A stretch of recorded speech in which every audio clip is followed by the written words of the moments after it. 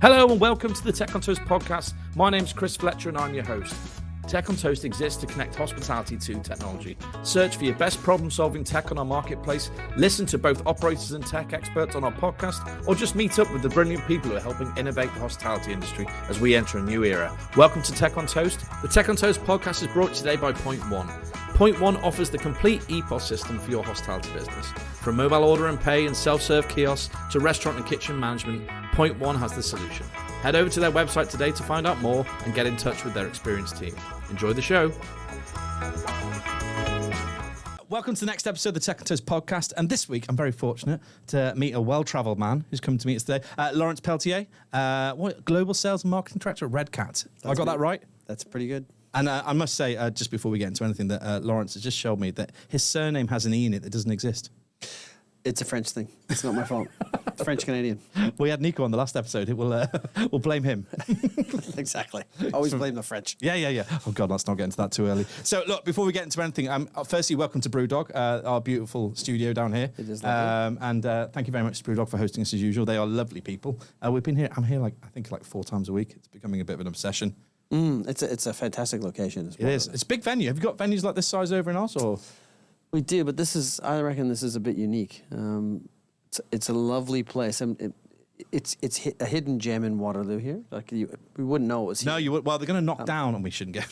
They're going to knock down all the front buildings over there. So eventually, you will just see Brewdog when you walk up, which will be. Because it is. If you haven't been here, it's definitely the place to hang out when you're near. Love that. There you go. Free plug Brewdog. There you go. Not that you need it. Right. So, Lawrence, tell us about you. Tell us a little bit about your journey, and tell us all about Redcat. Little bit. I'll just explain my accent first because I think that's important. So, Aussie is the next Aussie. So that means I grew up in Canada, and have lived in Australia for about 30 years. Hence the slightly polluted accent that I carry around with me, and I have to explain to everybody. I was floating between America and Canadian, and I just didn't want to offend you, so I just didn't say anything. It's a tough one. So yeah, I'm used to that.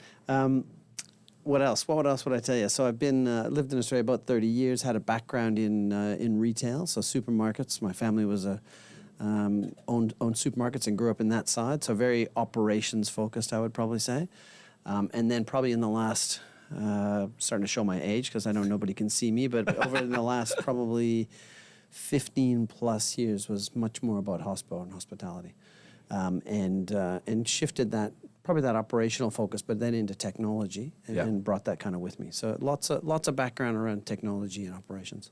And technology, yeah. I mean, it's been such a, we talk about it every week on the podcast, but it's been such a game changer. And we were just talking briefly there about keeping people in the industry and all this kind of stuff. And I was saying how when I was doing 60 hours a week back in my day, nobody really knew because there was no tech. Yeah. Now everybody knows. Now we all know. Yeah. Now it comes out in a report and everybody looks at it and goes, what the heck is going on here? So, yeah, it's true. And it's a tough time, I think, for the industry everywhere. How just out of interest, how is it in Australia? How is business? Yeah, remarkably similar to here in a lot of ways, a lot of parallelisms. Things like, you find that typically our customers, struggle to get, just to get staff. Yeah. With COVID, Melbourne was the most. We did win the prize for the most lockdown city in the world. Do you know what, though? I am from Melbourne. I'm from Caerphilly. Well, not from... I live in Caerphilly in Wales, and that local council kept us... I don't know what we did wrong, but we were locked down for a long time. So, Melbourne, check out Caerphilly, because I reckon we're a close second. Nice. Well, it wasn't something we were super proud of. And at the time, we all just, conformed. But it was interesting, near the end, yes. There was just mass civil disobedience. And everybody said, bugger that, I am not staying home for any reason. I remember that, because they were physically going door to door, weren't they, trying to keep you in? Well, we had curfews and the whole deal. It was very extreme, right? And anyway, since that, what happened in the hospitality, though, is that it wasn't really one of the protected industries in the sense that if you were in supermarkets or in other industries, you could keep working. And for a while there was financial support, right? But eventually that's going to end. Yep. And then it turned out that if it was difficult for restaurants and cafes and things to reopen. So there was a big trend for people to shift into other industries. And we saw that across and in lots of different industries, lots of things happen now. Things like all the pilots taking early retirement, all that sort of stuff. So in hospitality specifically, it got to the point where, very difficult to hire somebody. If I just need somebody to to come and serve or do whatever. We used to joke about arms and legs, right? Back in the day when someone say, "Who do you need?" I just need someone with arms and legs. But I think that we might be back there again. Well, it's quite common, and it's getting better and better. But it's quite common to go to a restaurant, and it might be stupidly busy, and it has an upstairs, but the upstairs is closed, and it'll be because either they don't have the kitchen staff or they don't have the serving staff. It's or shocking, both. isn't it? Yeah, and as I bore everyone every week, I've been doing that all my life, and I found most of my restaurants, I think someone hated me, had 2 floors on pretty much everywhere I worked. Yeah. And you always had that debate in your own head: do I open upstairs today? Is it worth it? Can I do it? Can I afford not to? Kind of thing. So I think they're up against it. Yeah, but tech is helping that kind of stuff, right? Yeah. So there's well, I think it's a bit of a love-hate relationship sometimes, right? Because there's definitely a lot that tech can do to give people a hand, right? And that can be anything from a rostering solution that helps you to find staff or help or find staff when somebody can't make it if they're sick or something's going on. But from our world, it's things like kiosks, which love them or hate them, if you like that. Fundamentally they reduce the amount of labor required to take an order, right? Yeah. So you can do it on there. You can do it on your phone now, so you can do an online order or like while I'm standing in the shop as an example, or I can use a QR code to drive me to use my phone basically as a kiosk. So there's this kiosk concept, either whether it's on your phone or a big physical kiosk. Those sorts of things start to save labor, right? Yeah. And that fundamentally that allows you to run your shop with fewer people. Yeah. So, and the reason I said it's a bit of a love-hate. I was going to ask. I think one of the things that's coming, or not, that's here, I think, is this different view of tech. And what I mean by that is there was a point where we all had to use, you couldn't go into a shop, for example. And then it was like, well, you must use a QR code because, God forbid you touch a physical menu. I don't know. That was, you just explode if you touch one, yes. Anyway, but we went through that whole cycle, right? Of like, okay, I'm going to tell you how you have to interact with us. And if you think about it, if you go back a few steps, pre-COVID, we used to do the same thing, but we used to say, the way you have to order is you have to walk up to me and tell me what you want. And that's it. I'm going to put you under pressure and you can order.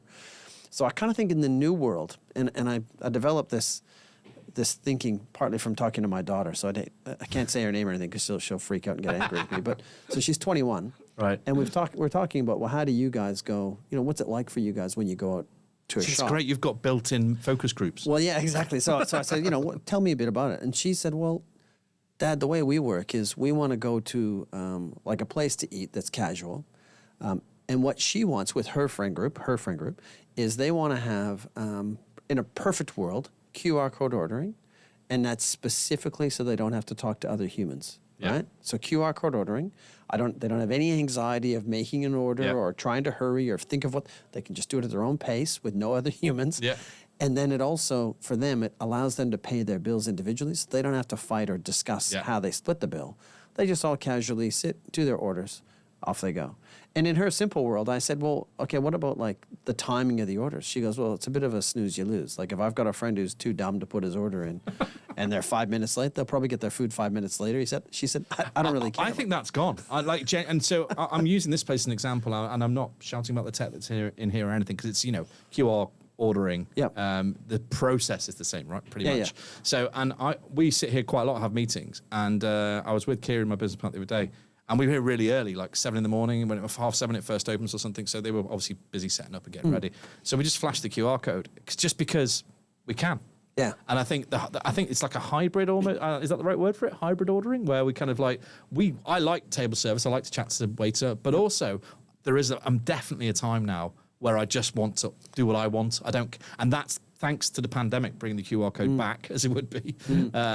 He did. It's like the QR code made a comeback, and I think it will stay in that form. I think it is interesting to your generation you're discussing. Well, that's kind of where I was going, is that I think that in our new world, so if you go back to, as I said, where we used to force people to order in a certain way, and then we forced them to order by QR codes, and we've kind of moved through. I think we're at a place now where what's going to become important is you offering the way, basically a methodology for me to order that I'm happy with. Yeah. So now it's back to choice, right? Driven by the consumer. The power is back with us. Yeah. Right? So now it's like going, okay, well, so, my daughter would prefer a QR code, but I want to talk to a human. I like hospitality. I like chatting with the person who's serving. I like, maybe asking a couple questions about some of the food, whatever it is. I enjoy that aspect. But even I will say sometimes, like if I'm in a pub or something and it's time for the third round of drinks and it's a busy pub, sometimes it's really cool to just go, you know what, we can order another round on an app. No one's and going somebody to the will bar. just show up. It's fantastic. And we don't have to figure out how we pay, and it just all happens, right? So I think it's this mix, and that could include a kiosk, or it could, and by that, so the nice thing is in a perfect world, you let people do the most comfortable thing. We were just in a coffee shop before I came and saw you, and interesting, it's very driven by kiosks. I won't mention names, right? But very driven by kiosks. The gentleman I walked in with, though, was much more comfortable dealing with humans. Right? Yeah. He said, oh, yeah, whatever. Just walked straight over to make an order. So he had to wait for a minute until they gave him his attention. And when they gave him his attention, they said, could you go use a kiosk, please?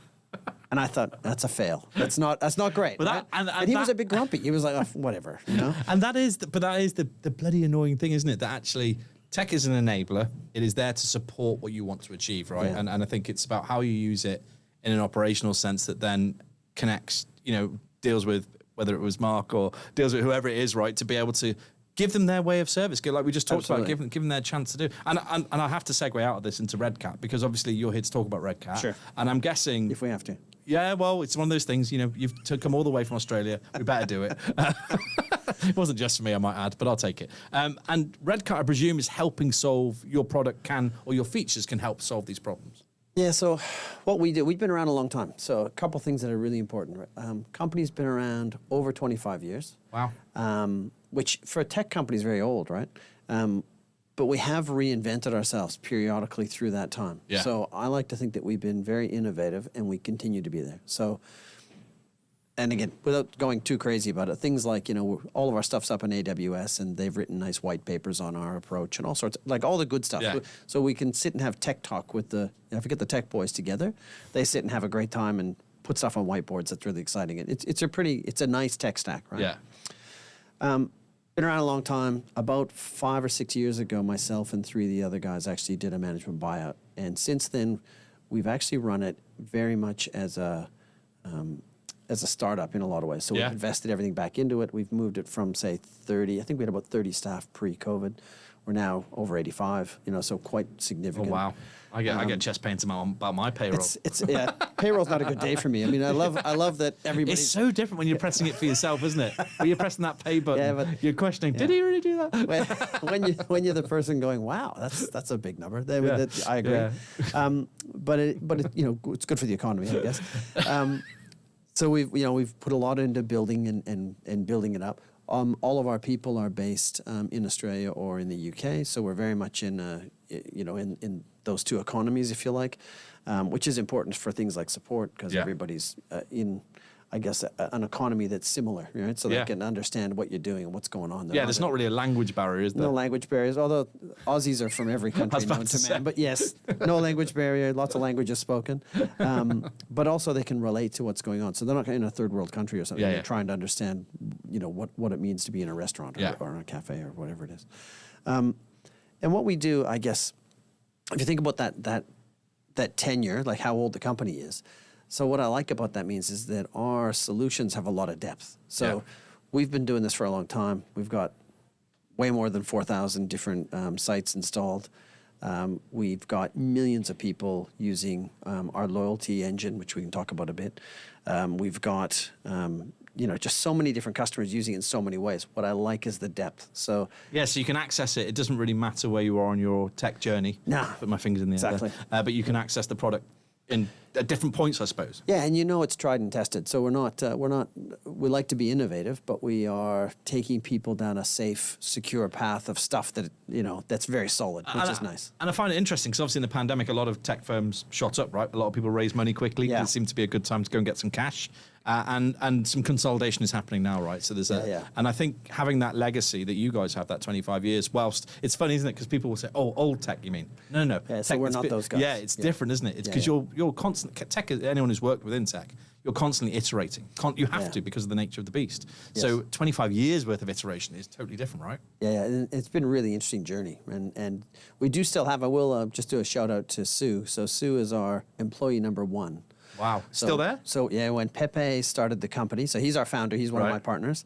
When he started the company, the first employee, first person he hired was Sue, and she's still with the company. What does Sue do? And Sue is now in charge of all of our documentation and making sure that when they build something new, that it's fully documented, internal, external, because she's got the best all-round view, right? And what's fantastic is, to this day, if somebody's talking about like a situation, a customer says, I'd like such and such to happen, you'll always get somebody scratching their chin going, I think we built that. Like, I swear that we used to do something like that. Sue will know. Call Sue. So we always call Sue and say, Sue, do you remember this? What's the story? And she'd say, oh, yeah, you remember what it used to be was blah, blah, blah. It's great. Like, she's like the living encyclopedia. It's fantastic, isn't it, to have someone. I mean, I worked for Hard Rock for years, and they had a young lady, I'll call her, called Rita Gilligan, who was she's been there 50 years as a waitress, yeah. So she's an MBE now, and she's got all her medals off the Queen and whatnot. But absolutely, I think they still do a day with Rita at the Hard Rock on Park Lane, where you can have an hour and she is Irish, brilliant, and mad as a hatter. But it's that legacy that she brings, and actually that knowledge that she brings to anybody coming into the company. She was rolled out in front of them, and she's just excellent. And I think for hospitality brands listening, to have those. It doesn't have to be the number one employee, but to have someone stick around for a while makes such a big difference internally as well as externally. We actually have a wall in our office. We actually have a wall. Not a wall. Sorry, we have a plaque on the wall, which actually has all the people with all the long-term employees. There's actually quite a few that are the 10+ year employees. It's nice. It makes you feel good, right? Because it tells you. Well, it means you're doing something right. Yeah, there's some good things. But what I was going to say, back to what I was trying to say, was. What do we do different, or what do we? If I told you what we've discovered, if you like, and how it applies here, I think that's probably the same. That's kind of what you're asking me. There's this topic that we've been exploring called the fractured tech stack. Yes, right? I've been watching. And the fractured tech stack is really interesting. So the story that I would tell, which I would be surprised if most people don't relate to, is somebody opens a shop, right? Let's say it's a burger shop. They go, I'm gonna sell burgers. We always joke, within Redcat, by the way, the going joke is, burgers, that's a good idea. Nobody's done burgers before. But everybody who does burgers tends to be pretty successful. I don't know what it is, but burgers and chicken, my friend. It's burgers and chicken. You can't go wrong. Can't go wrong. So let's do a burger shop. So you end up with 1, and then you go to 2 and 3 and 4. And as you build and have more of these burger shops, right, it's an interesting and common phenomenon. What'll happen is at some point you'll be going, I need more interfaces with the customer, right? And those interfaces will be, for example, you'll go around and you'll add these different methodologies, right? And as you do that, at some point in that series, you'll also add loyalty of some sort, because everybody says, you know what, I want to have loyalty, and loyalty can be anything from I want gift cards to I want to recognize people, gold, silver, bronze. I want to have people earn points and burn points. I want buy 9 free, get 1. Whatever it is, right? Whatever you want to call it. Earn and burn points. I like that. Got to earn and burn them. So all those different things, right? I want to have all those. And what you'll find, though, is inevitably, you'll get into what I call the fractured tech stack. And what that means is this Frankensteinian thing that you've put together, right, doesn't quite work the way you had planned and hoped. So you'll end up with, things like bits of it will work beautifully. I love the way this particular loyalty product works with my point of sale. Oh, it's fantastic. The interface is great. And if you ask the question, well, how's that work with the kiosk? They go, ooh, well, we don't use it on the kiosk. It's on the roadmap. It's not the same. And that whole interrelation, which is all the data trying to come into one place, right, and all the orders coming into one place, and trying to get all that to actually functionally work together and to show the consumer a consistent loyalty offer amongst those things, that rarely happens. That is a big problem.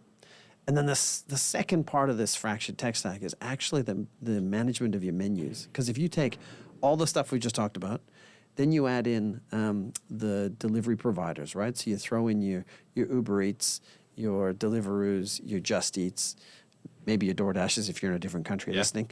So if you throw those sorts of things in, and then you say, well, now I need to manage my menu across those things. And in our world, right, the menu is the description of the product, the pricing, the different pricing that you have, the image of the product, the allergens, and even the fact that it's a main menu item, and these are the modifiers for that item, all that stuff, right? So if you look at that and you say, okay, so I've got to do that for every product, I'm going to make a change. Typically, people will have to make that change in more than 10 locations. Yeah. right? As they work their way through. And if you just imagine, and if you've never talked to anybody who's done that, that's a lot of spreadsheeting and ticking things off and double checking. It's a real pain in the ass. Especially if you serve chips with every dish. My friend runs a restaurant in Cardiff, and he's got chips on every dish. So when he needs to change all the menus for the online menus, he has to go through and eradicate chips on each. I only know that because he swears about it when he has to do it each time. Yeah. So again, what we do, like our world is unifying that tech stack, right? Yeah. So we actually take that entire problem we just explained, and we supply all of those items, right? So we have this full-on platform, this hospitality tech platform. And what that means is that we go in and we do all those, we consider those things all core. So we will supply the point of sale, if you want them, obviously, kiosks, web-based ordering, so whether that's click and collect or delivery, or if it's white label delivery, all your delivery providers integrated in, menu management across everything, apps, all the bits and pieces that you would expect to have as your core.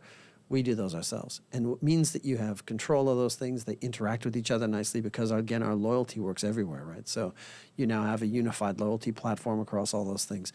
And then we integrate out to third parties that can add some value to that, whether that's a rostering company, whether it's a marketing automation company, whatever it is that's going to add some value to that platform. And do you know what shocked me? Last week we did a brunch with some people talking about loyalty, actually, and we talked about...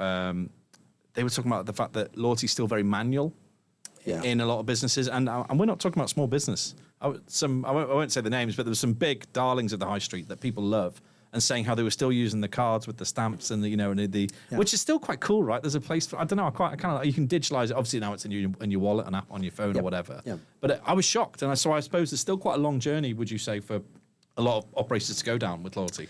Well, yeah, I find that it's interesting. Everybody's in a different place, and everybody has different expectations. You know, like that's why I always, when I'm talking to somebody, I always say, "So, what do you call loyalty? What is it?" Because, as I say, if you're more restaurant-y, then loyalty can just be gift cards. Yeah, that's actually loyalty to you, and there's nothing wrong with that, right? Because you'll do, hundreds and hundreds of pounds worth of gift cards, or thousands, and that's. You can use that for marketing and all those good things. And in those scenarios, you probably don't want to earn and burn points because it feels like you're taking a step down, right? You want to keep it premium. Keep it premium, exactly. So I think almost everybody there's a journey in loyalty, no matter who they are and what they think they've got. There's always a bit more you can do, right? Yeah. Whether that's changing the way you interact with the customers, defining your user journeys differently, being a bit more proactive, deciding, your core focus, whether it's, actually discounting things or if it's actually just about communicating. We've actually done a bunch of work to add, the concept of levels. So we'll call it bronze, silver, gold for the minute. But there are customers who will look at bronze, silver, gold, and they might change recognition of the consumer, right? So now I can say, you're a gold member. Maybe that's all that's really important. First time anyone's ever said that to me. I'm just telling you I love you, right? That's it. You're the gold member. It's all good.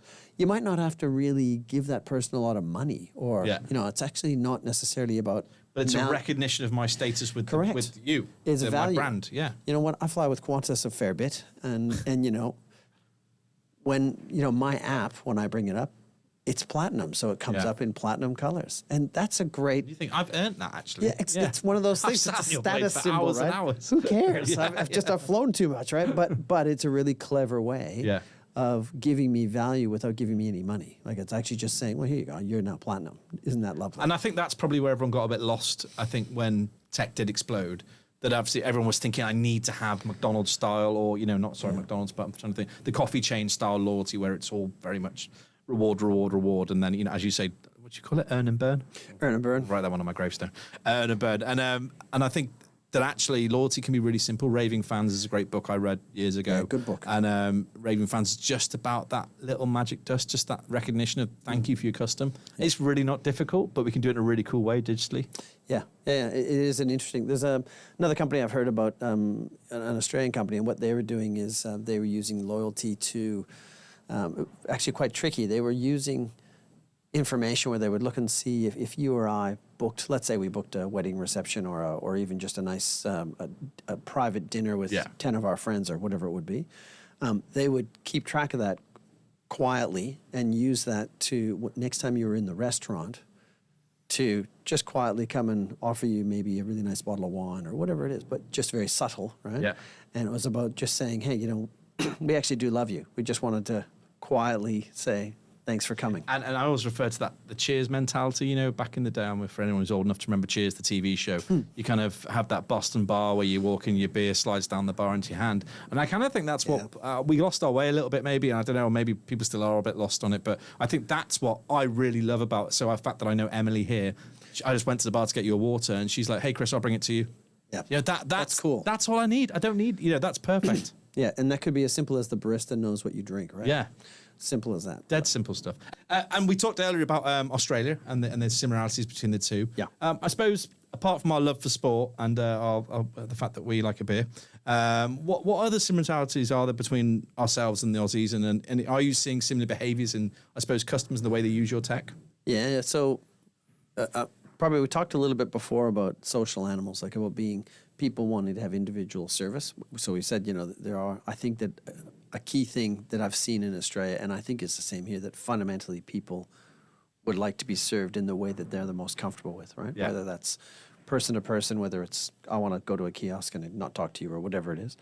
I think that there's a demand for convenience, right? And that's around people, and that's sort of the age-old thing, right? Yeah. People are busy, and you just want to be able to have the world be a little easier, So you might want to do a click and collect, but maybe I'll do it just before I get on the tube, and then I'll pop up at the station and grab my food, which, by the way, in London's a real challenge because I got to say, the internet availability on the tube is friggin' horrible. Yeah. I used to live in Hong Kong. It's beautiful on the trains. It's actually better on the trains than outside. And I must say, for people who don't live in London, the internet in London is not great either. So it is it's an interesting challenge here if you want to enable. I think you'll have lots of nodding heads. I think it's been a challenge for us constantly. I find it's an intrigue. So if I found one difference, believe it or not, there was a very controversial thing that happened in Australia a while back. I thought you were about to talk about the cricket. No, not yet. We'll talk cricket later. But there was this thing called the NBN, the National Broadband Network, and the government, a couple of governments back, said we're going to invest billions of dollars. We're going to build this internet backbone and connect the whole country like the electricity's connected. And I think at the time we all went, probably a good idea. I don't know. It feels like a lot of money. Anyway, I'm really glad we did it because I can see we have generally really good internet, and we have very good cell towers, right? So you actually generally, as a normal consumer in Australia, I would rarely sign into the Wi-Fi in a venue because I don't really need to. Yeah. I just don't need to. Whereas here, that is a critical element. You gotta and that journey's crap as well. Yeah, and you gotta have a good Wi-Fi in your shop, and you have to have a good login journey. You're right, and some of those are horrible. Right? So that becomes a critical, an important piece of your tech layer here. Yeah. Is having good Wi-Fi that people. It's can really log interesting into actually because no one's ever brought it up, and actually you make a really good point. Yeah. And probably because you're travelling, you experience it more. But it is shocking. I mean, the tube is embarrassing. The train from where I come from is you don't have any Wi-Fi. It's difficult. Yeah, I agree. And the thing is, but what you think about it, go back to consumer and what we're talking about very specifically. I arrive in your shop. You say, "Hey, mate, here's your QR code ordering," and I'm going, "Well, this is great. I don't have any data, so I can't use the QR code. That's a pain." Okay, I know what I'll do. I'll log into their Wi-Fi. I kid you not, I've been in a couple of places where 5 minutes later, I'm going, geez, I think I've almost got the Wi-Fi going. It's getting close, right? And you know, and the customer blames you, right? Yeah. Oh, yeah. This isn't to do with the Wi-Fi supplier. This is your shop. Yeah, this is you. This is you. The general manager or the waiter in front of you. It's his fault. Well, you know what you've done though. You've taken away their server. Yeah. And you have put this there. So there's no one else to blame. It's a little bit like the cricket. If you don't understand stepping out of the crease, right? It's all the blame is on you. So it's true. You really do have to think through these things and just realize in that sense that these are important components of your offer. And you can't just go, oh, that's a tech thing. It doesn't matter that much. Because It's an absolutely critical But bit. it's the important. It's the connectivity, right? I know, but again, I think that a lot of operators don't realize. They kind of go, "Well, that's not my fault," or that's. But you got to realize that's as important as you having a good server that's been trained well, because that is your server now. Yeah. But weirdly, I can't get to That's your a really server good because point. there's a gate holding me away from the server, which is called the internet at this point. So anyway, so that's one thing. But that's a really nicely broken down point, because actually the fact that the server is the Wi-Fi. Yeah. Or your infrastructure. It's the step towards it. It's the language, or whatever you want to call it, right? That blocks your service. Anyway, so good to think about. That's one thing that I've noticed that's quite different, though, is this whole concept of the internet being a challenge, if you like, being a real problem. Anyway, other than that, another thing that I have noticed is there is a higher propensity. It's a bigger country, so there's a higher propensity in Australia to drive, right? Yeah. So especially compared to London, say. Don't do that. But so drive-through tech is actually a bit more important there. Now, so we've done lots of cool stuff with drive-through and multi-lane drive-through, and drive-through is one of those things that sounds simple, and when you start getting into it, it's crazy. So things like preparing an order before somebody's finished ordering it, and all sorts of stuff, right? And adding to orders live on the go on all the KDS screens and all those. There's tons and tons of bits, which has been pioneered by McDonald's and stolen by everybody else, right? But it is really, really clever what you can do. Here, I'm interested to see, and from what I understand, it's starting to happen. I think that we'll start to see a bit more drive-through tech start to kick in outside of London. Yeah. Right? Not so much in London, I don't think, because there's no space here. I know. Why would you drive here? You get punished for driving here anyway. You can't stop your car anywhere. You can't park anywhere. You have to pay to do it. Costs you money to drive. Costs you money not to drive. Costs you money for everything. Like, in fact, while we're in London, let's go. But I reckon that's something that will come as a bit more. I think we'll start to see some more drive-through. I live in the regions, right? So I live outside of London, and I see traveling around, because I drive a lot more than anyone down here, and I see a lot more of the drive. Just the real estate popping up for now. There's more real estate coming, which obviously leads to the fact that there's traffic for it. And that will then lead to more tech, I imagine. And there's a Taco Bell that I keep seeing every time I open a QSR Jolt, the newsletter. Yep. So Taco Bell is almost like a multi-story car park. I think we've all seen those photos. I don't know if it's real. Is it real? I don't know, but it's a great rendition of a potentially real. If it's not real, make it real. Tech on Toast is pleased to announce that HRC Hotel, Restaurant and Catering is returning to London on the 25th to the 27th of March 2024 at the XL. Discover game-changing trends, network with industry leaders, and explore cutting-edge solutions that will elevate your business. Mark your calendars for an unforgettable experience at HRC, as this is where the future of hospitality unfolds. Don't miss out. To find out more, check out the website www.hrc.co.uk. Back to the chatting. That's the one with like about four lanes, and the food goes over the top and drops down on little elevator things. Yeah, it's not real, is it? I don't know. It's cool. It's cool looking though. I like Broken my dreams, but that's fine. It's cool looking. And we were talking about features before. There's one specific feature we didn't chat about, and that was Google. Tell me a little bit more about that. There's a very cool thing about to land in the UK. It's called, and I'll say it so that I don't get in trouble from the people at Google, the good people. I mean, I know they listen weekly. I know. I think it's automatic. Right, that's true, yeah. Someone's listening, right? Yeah. Something's listening. So it's called ordering food through Google. So I say that because if you call it Google food ordering, you get your wrist slapped. I've had that done. So ordering food through Google. So this is a pretty interesting bit of tech. It exists in about 5 countries around the world. Right. Came to Australia a couple of years ago, and we did an integration with them. And what it actually, and it's about to land here, so we're just turning our integration live here this week. And what it does is when the consumer does a search. So Google has found that one of the most common searches in Google is X, something near me. So coffee near me. Food petrol near me, whatever. Something near me, right?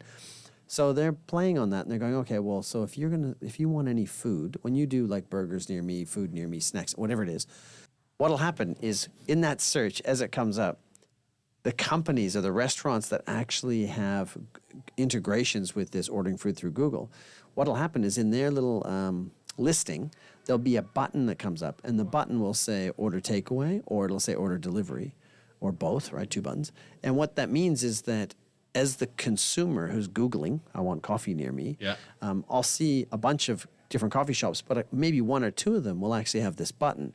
If I hit the button, it actually brings up an online ordering interface that's done by Google. So it's Google's. So you're not even going on to... You don't leave Google, right? You're in Google for the whole experience. And it's not a bad... It's a good generic experience, right? So you're in there and you've got all your products, your images. It's built for food, so you have modifiers and you can add things and I want coffee with sugar and all that sort of good stuff.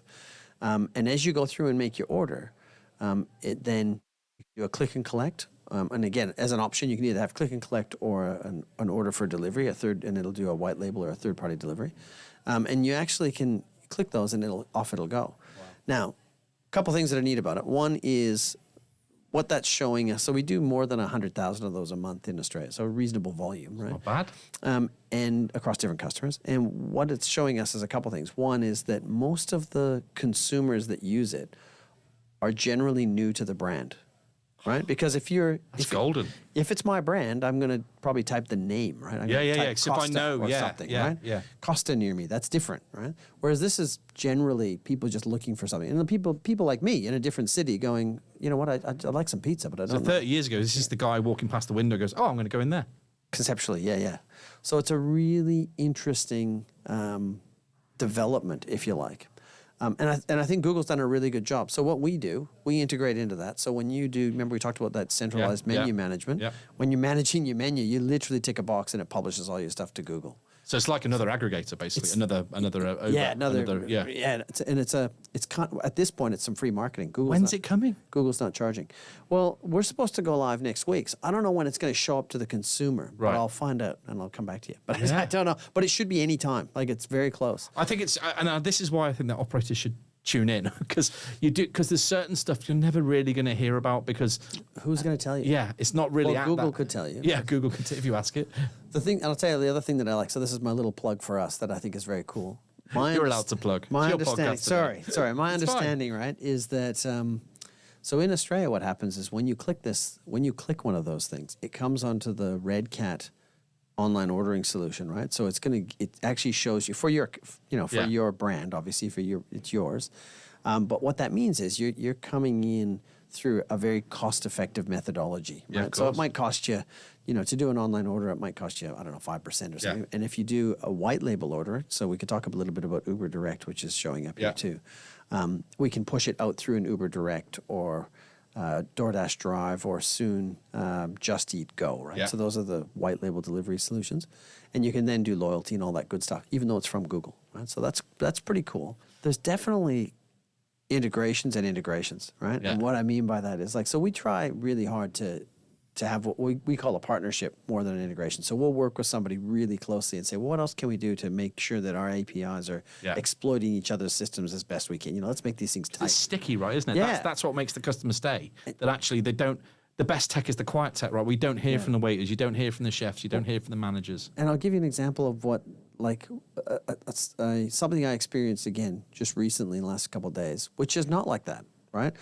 But on the surface looks fantastic. So company, they do coffee. They had a bunch of kiosks. You go up to the kiosk and it says, and it takes your order and everything flows, works really well. But not always. So as a consumer, right, you got to remember, a little bit like we said before. Yeah. This is now your server, right? So this is how I see your company. So in this particular company, I downloaded their app, right, and tried to become a loyalty member, and I got caught in an endless loop of it won't validate my mobile number because it says it's sent too many texts, and I'm just not going to do it. Yeah. And so I go, okay. So there's a button that says contact support. I hit contact support, goes to a dead page. So I'm in an endless loop of you cannot be a loyalty member. And also I wonder how many people actually find out about that. As in how many, because if I'm that person, I'd probably just walk away. And I'm probably not going to make it. After support saying 404, I'm probably not going to go any further than that, right? And you walk away. Yeah. Totally agree. It's a bit like a customer in a restaurant who doesn't get served correctly or whatever might happen, and they walk and they don't really say anything, but then 4 years later say, oh, don't go there. I never go there. Yeah, they do bad things. And we've all done that. We've all been to a place I think that's the big eye-opener for tech in the UK, because I think that there's one particular tech supplier in the UK that I hear a lot of negative things about constantly. Yeah. Who are still doing sales, obviously, and they're still around. But it must catch up with you eventually. I just don't, I can't understand. And it's some of these draconian contracts that keep people in for a bit. SaaS is monthly, obviously, but if you're in something that's a 3-year deal or whatever, then you're sitting there for 3 years pretty grumpy. You're waiting to have your moment. We do 30-day contracts for exactly that reason. And why? I think I know it's not on my question set. This I just want to ask it anyway. But shouldn't everyone be doing that? Well, I don't know why you wouldn't. Because you don't trust your tech. I don't know why you wouldn't. So we do. Our honest belief is that if you no longer want to be our customer, I don't think it's reasonable for me to use a contract to say, well, you must be my customer. Yeah. I totally agree. That's weird, right? Like that's like, I don't know, like modern slavery or something. That's a very strange approach to go, I'm sorry, you can't leave. Yeah. Because you signed a piece of paper. It's like the gym. It's like the gym, but even the gym you can leave if you bother. You can now. Yeah, But back in the day, with the same, the gym, you had to pay out your membership. I used to run fitness clubs, as you can tell. And you used to. I'd noticed. Thanks. That's the first thing you said to me when you walked in. You're buff. And you used to sign a year's deal to go to the gym, right. And we'd make you pay 9 months. If you left at 3 months, 9 months, you have to pay out. Yeah, that's changed. Yeah, but it is an interesting phenomenon. We see it quite often. Good for you. I think that's great. I think that more and more people should be doing that if you're listening. So please, right, good. And after all of the Australia UK comparisons, what challenges are you coming across? Because obviously you're facing some barriers. You're growing. I think I named this podcast. What did I name it? I had a funny name for it. Where am I? From the Gold Coast to the South Coast. Do you like that? Yeah, that made me giggle. How do you break new ground through product and people? So yeah, it must be hard growing, because you said you're like a startup again almost, that you're coming here and you're kind of. Yeah, well, so interesting. We've had customers here for almost 15 years, right? So okay, so that's throwing my title out the window. I know. No, well, but still. So we've had Boost International. So there's a company in Australia called Retail Zoo. Retail Zoo has 4 brands. One of them is Boost Juice. Right. Boost Juice operates in multiple countries, and in any of the most of those countries are all using Redcat, whether it's Saudi Arabia, UAE, including the UK. So we've been here for a dozen plus years. But having said that, coming here and setting up an office and getting much more serious is a different thing. So a couple things that we've noticed. This will surprise no one. It's bloody expensive in this country, right? So to all the Aussies thinking about coming over, I got to tell you, things cost Wait about a couple of years. Well, the things cost about the same, except the number that you're paying is pounds, not pesos, as we call them, right? Because it's almost 2 to 1. So that means everything here is about twice as expensive, with the exception of the trains, which are about 5 to 10 times more expensive. Like the day-to-day costs of operation here are it's insane. Very challenging. Yeah. Right? Very, very challenging, especially in London, because London's just takes it up a notch. Yeah. Now and then, I just have to learn when I'm here we think in pounds. We do not think in Aussie dollars, because if I convert anything, I wouldn't ever eat or travel. So it is. Shut the office. It is a challenge. It is a real challenge, right? And so again, that's the thing, right? I mean, obviously you see the news, and the UK particularly has dealt really badly with whatever's happened over the last 4 or 5 years, and it's just we're in the middle of it, and I think it's going to be a couple of years at least. Hopefully, for it to balance out a bit. Yeah. So I mean, one of the things that's challenging for us is to make sure that you develop an income stream in pounds, so that you're paying your bills in the same currency that you're earning. Yeah. So that's a challenge. So that's the first challenge, right? The other thing I found really interesting is that.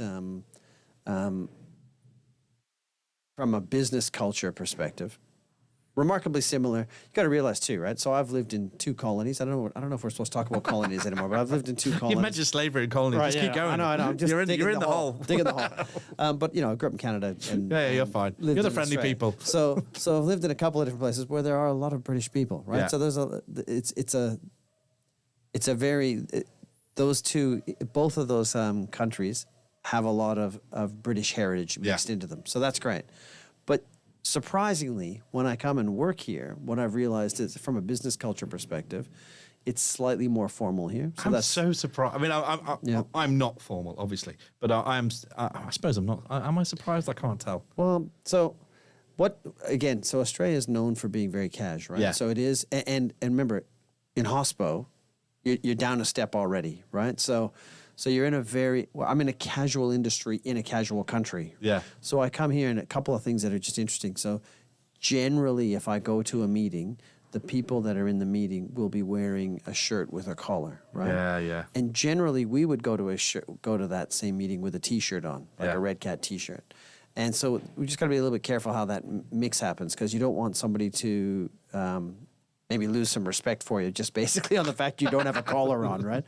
So they're just little things. And and I've noticed even in language, the language that's used, and what I mean by that is mostly words that I probably can't say on a podcast. You can say that on this podcast. Well, I've got a little button I click, but it's entirely up to you. Reputation is key, I'm sure. But anyway, you would know from Google and all other places and YouTube that, the F word and other miscellaneous words are very common in Australia, especially in hospitality. And I've found that here that, I would agree, actually. I've surprised myself a little bit. A couple of times I've dropped the wrong words, probably in the wrong situations.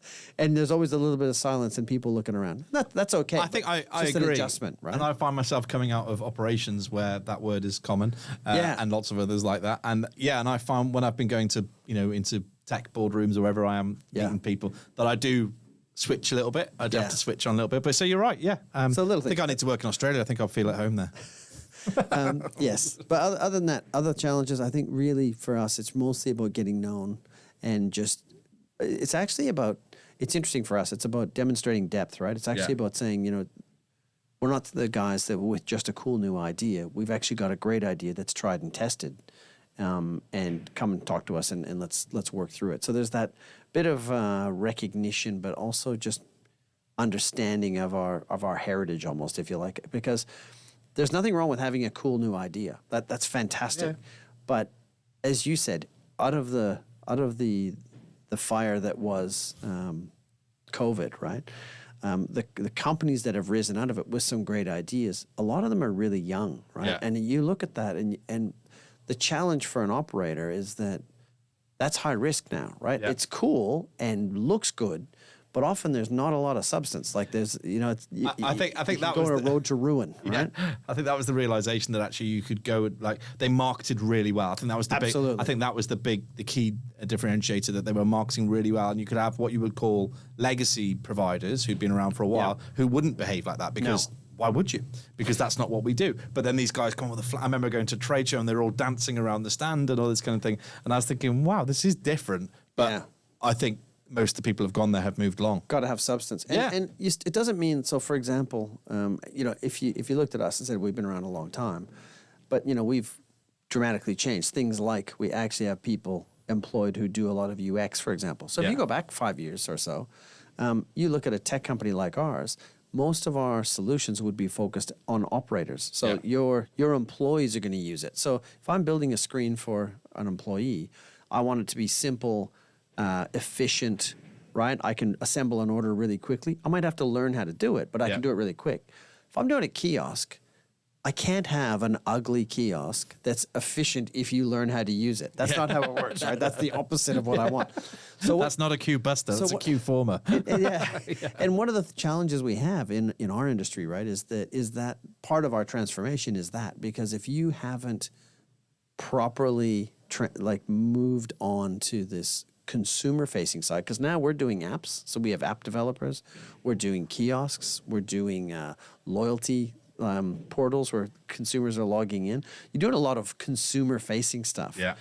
And if you haven't changed your business to match that, you're going to be well behind. Yeah, because these guys have grown up with a lot of them after the iPhone was made, right? So they've grown up with, they're used to everything being, And I think a lot of these new tech companies that came in after COVID, they actually were really good at that stuff. Like they went, we can make some really cool looking stuff. Yeah. So they were really front end. amazing on the front end, right? But there was often not a lot happening on the back end. Yeah. So anyway, we like to think we're bringing both of those together. On all these solutions where you've got people logging in from all different angles and you've got the customer journey touch points, you're gathering a lot of data now. And we talk about data a lot on the podcast, but I find it riveting. And how are you guys presenting that back, I suppose, or empowering your customers to kind of make the most out of it? Well, so one of the things that we're very big on is the fact that we generate ridiculous amounts of data, right? So we generate basically on 3 levels. So you get tons of sales data, as you'd expect, and the sales data is pretty deep because you're now bringing in, with our integrations, you're bringing these direct integrations with the Ubers of the world. Yeah. You're bringing in all your delivery stuff right into the same database. So you've got every sale you've made in every direction down to crazy levels of detail. You've got, through the loyalty component, you've got all your marketing data that's in there now. So now I know who's buying and where they are and all those, how they're buying, right? And then you got operational data, because we're controlling the kitchen and kiosks and all these other places. You know stuff that's happening about how long things have taken. So the best example I can give you how that's used is customer in Australia called Grilled. So these guys have about 160 very large footprinted burger shops, because burgers are the new thing, right? So they've been around a long time, right, actually. But so they do big burger shops. And what these guys do, as an example, is you can have an order come in from Uber. That order might come in at, I don't know, let's say 12 o'clock. Yeah. And they'll actually ask our system. So this is a bit of an end-to-end, right? Uber will ask our system, so hey, what's the make time looking like in this shop? We might go back and say it's 20 minutes. So they say, okay, well, 12:20. Well, we can get you a driver by 12:40. So we say, fantastic. So we'll accept the order. Order comes on board. We hold that order until 20 minutes before, because that's our make time. So we hold it quietly, and then we drop it into the kitchen at the appropriate time. Comes into the kitchen. Now that's going to get time stamped as it goes through all the bump screens, right? And you'll be able to see that order go through and be created and made. Then it'll actually go out to under the heat lamps and be ready to go. And you'll know that went out at, let's say it went at 12:39, so 1 minute before it was time to serve it, or to be picked up, sorry. That'll come up on a screen. There'll be a special bag tag that's printed and stuck onto the bag, and that bag tag has a QR code on it. So when the bag gets picked up, it gets scanned off, and that knocks it off the screen. The screen is telling the drivers, hey, this order's ready. And it can either do it up on a screen or do a QR code that the driver can see out in the parking lot, right? So that's quite cool. But they'll actually know, yep, it's been knocked off at 12:39. And as part of that process, by the way, if that driver, let's say they don't show up to pick it up till 12:55, right? So again, it'll get scanned off at 12:55, so we know that. A cool little bit is in the middle of that, we can automatically tell the Grilled guys, hey, you need to remake this meal because it's been sitting here too long. So that'll automatically get it fixed, which is pretty cool. And then the nice bit of all that data I just explained, in this case, Grilled would then go to back to Uber and say, we need to have a conversation because you told us 12:40 and the guy showed up at 12:55 and I had to remake the meal. But they've got every data point from so they can pass start to finish. Back. And they can have that discussion, whatever that would be, right? But what's nice is incredibly complex level of data, and it's all about the two systems, ours and Uber's in this case, talking to each other and actually passing data back and forth all the way through and timestamping all those bits. That's why I said there's integrations and there's integrations, right? Yeah, because I think that's what it is, right? It's the devil's in the detail, as they always say. Yeah. That actually, if you can have an integration that's producing data that's actually, I suppose, leading you down path, because there's no point just to, we called it data waterboarding the other day. There's no point just having so much data. I know, sorry. It's better than slavery. Might be a bit early. I don't think you can call it data waterboarding. But yeah, there's so much data coming in that actually, when does it become useful and what can we do with it? And I think that's a really good example. Well, so the next thing, I guess, part of all of that is a big part of our system is to actually expose all that data to your BI tools. So there's lots of reporting in Redcat. Yep, you can report like crazy and see what's going on. But what I think is more powerful, especially for any of the larger operators, is we are very proud that we power BI. So we actually say, here's all that data that we just talked about. Yeah. It's all available on a SQL server, and it's exposed to you so that you can pull it all out and combine it with other data. Yeah. So people combine it with budgeting information, rostering, finance, whatever they have, right? Whatever that makes sense, the weather even. Compile it all and actually then can have very actionable reports and alerts and all those sorts of great things in apps. But it's all coming out of that rich data set. We've talked through a lot about product and what you guys are doing, and some great examples. Actually, the Grilled example is fantastic. And really, I suppose tech. We've talked about the past. There's a legacy involved with you guys. But what does the future look like? Because obviously, as you say, you keep iterating, you keep modernizing, you keep looking, and you've grown from 30 to 80 people, was it? Yeah, and Sue, already about 85. Sue's still there. Let's say 29 to 80. And what does the future look like for you guys? I suppose now you're in the UK and you're starting to develop a footprint. Yep. So we've got an office down in Southampton. We've brought some Aussies here for. So we actually moved some guys across on 6-month secondments. And that'll be our approach going forward. And are they enjoying it? Mostly. The weather? No. Actually, the weather's been good. Well, it's so interesting weather because it's all perspective is all I'll say. So I'm here in the summer. The great part is it's a bit chilly in Australia in the winter, right? Yes, 'Cause that's it's our right. Yeah, winter, yeah, right? yeah, So yeah. the good thing for me is I get summer, You're getting both, summer, yeah. right? But definition of summer is an interesting one. So, because, summer here, last few days has been, 22 degrees. I'm wearing a jacket. A lot of the locals are wearing shorts and t-shirts. So I will say, so it's all Yeah, perspective. you want to go to Newcastle? They're a different breed. They wear shorts and t-shirts in the winter. True. It's all perspective. But it has been good. So I guess success for us. So one is to establish the office and grow it, which is great. We have a real focus on the UK, right? So we're trying very hard to avoid being dragged out into Europe, right, from here until it's time. So the thing is to establish here and build some momentum and build some expertise and have our guys here, so that we have a full-on office. And I think that's great. So we have our supporter based here, right? So we actually do 24/7 support using each country in the opposite direction, which is cool because I got to tell you, already the Aussies are loving it because instead of getting a sleepy Australian at night, they get a bright-eyed Brit who's just had their coffee, right? So it's actually worked really well. They're happy. Yeah. And it works both ways. So that's nice. And then we've got implementations people here. So you've got people who are, local. They'll come out and actually talk to you physically, which is, crazy. And so we're actually going really well here and building that. And once that is more established, right? So who knows how long that period of time is? Let's say in the next year or two. Yeah. I think our next thing will be to expand out into the Middle East and into Europe, right? From here, using this as Is that you? Are you the man? I hope not. My job so far has been making this happen. Although we do have a country You're going to do a good manager. job, and then what's going to happen? Yeah, I know. The next thing I'm sure they're going to say, you did that really well. Yeah. Got another idea for you. It's called the Middle East. Yeah, and after that, we'll probably also find that we're expanding more into Asia Pacific. Yeah. Because that is a kind of our home ground. You don't realize it when you live in Australia, but but Asia is actually quite close to us. Yeah. So it is the next true. launch, and you don't realize how close it is, and the influence of Asian culture in Australia compared to here, which is I would say is probably a bit more Middle Eastern in terms of the major influences. So it is our backyard. So we'll probably expand up into Asia a bit more. Okay, and we've been building up to this bit for 45 minutes. Ask the question.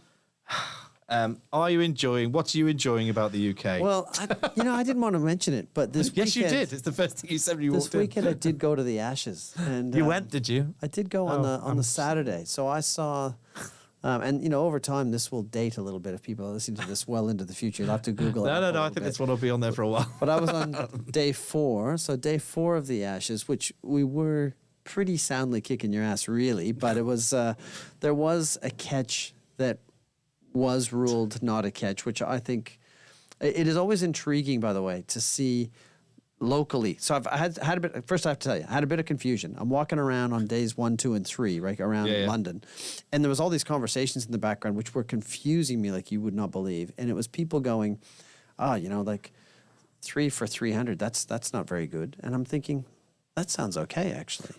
And then I realized, okay, hold on. A, they're barracking for the wrong team, and B, they're actually saying the scores backwards, which was very confusing for me. I said 3 for 300, didn't I? Yeah. So 300 for 3. Sorry. Yeah, no, but 300 for 3. So 300 for 3 is the right way. Yeah. No? Well, not for me. Really? Yeah, Australia apparently is the only place that says the cricket score the opposite way. We would say 3 for 300. Okay, that's weird. Why would you do that? I don't know why. I'm not. To be fair, everyone will talk about the score, so it's just weird, right? It's one of those things that I find very confusing. Anyway, and then during the game, like when things were happening that were controversial, what's really cool is seeing the controversy and being embroiled in it, and then seeing it on the Australian side, and it's like so opposite. It's fantastic. So I really enjoyed the controversy, right? So there was the catch. There was the catch that wasn't a catch, right? So beautiful catch came down. Rolled it. I don't think he did really, but anyway, beyond that, there's an argument he didn't control the ball. But I will say, in the defense of the Brits, you are taught when you play cricket to never let the ball touch the ground, right? So he should have probably rolled onto his side or his back. I will give you that. Thank you. As long as you will flip it around and understand that you were taught when you play cricket to never leave your crease while the ball's in play. Well, look, I rarely listen to Rishi Sunak about anything. But Rishi said, It's not cricket. I am a member of the MCC in Melbourne, right? And I was stunned by the images of the guys like just berating The upset old man. Yeah, and apparently 3 of them have been suspended. they have. I don't know what'll happen there, but They're on their way here now to meet you. I've arranged a meet and greet. we'll have to get it on video because surely I can get them suspended for longer. But anyways, but that was a little bit crazy. There was a lot of Oh, passion. you enjoyed it. I really, really had a lot of fun. Actually, it's a great time to be. You got the Ashes. I love Wimbledon. Tennis has just started. Yeah. But it is nice to see Wimbledon. Honestly, so it reminds me of Melbourne, though, right? Because we play the Ashes at the MCG. Yeah. And we have the Australian Open tennis. That's right. Literally around the corner, like right next door to the MCG. Oh, is it really? Is it next door? They're right in the same precinct. And our office happens to be within walking distance of both of those, so it's fantastic. Yeah, I'm sure you have a very hard life in Melbourne. It is. We in struggle. your sunny place, and I think there've been some brilliant examples in the pod, and we will share them. And how do people get hold of you, Lawrence, if they want to? Obviously, you're here. How long are you visiting us for? 3 weeks? I come over in 3 week stints, just to 3 week stints. Yes, that's what my wife says I come home for. But we have a country manager, we have a full operation, lots of people. Yeah. So where do we reach out to if we people check out our website? So you can find it at www.redcat.technology. And the red and the cat together. It's one word. It is one word. Any story behind that? Gato Rojo.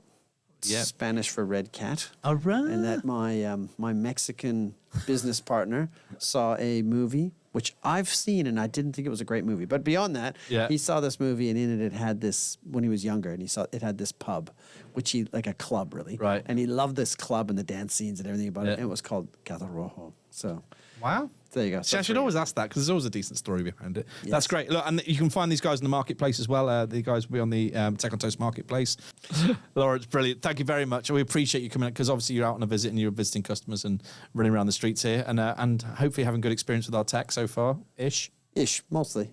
I'm sure for Redcat there would be much better. But yeah, great to see you and hopefully we'll see you soon. Thanks for having me. Cheers.